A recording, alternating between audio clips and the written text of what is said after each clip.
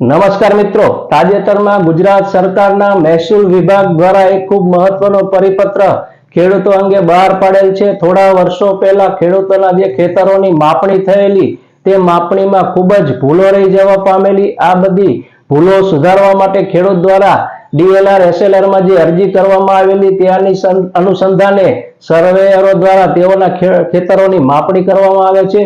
હવે આ જે સર્વેયરો છે, માપણીદારો છે, તેની નિમણૂક કરવાની સત્તા અત્યાર સુધી ડીએલઆર કક્ષાએ હતી તે ફેરવી અને હવે કલેક્ટરને આ સત્તા આપવામાં આવેલી છે। એટલે કે કલેક્ટર હવે આવા સર્વેયરોની નિમણૂક કરશે।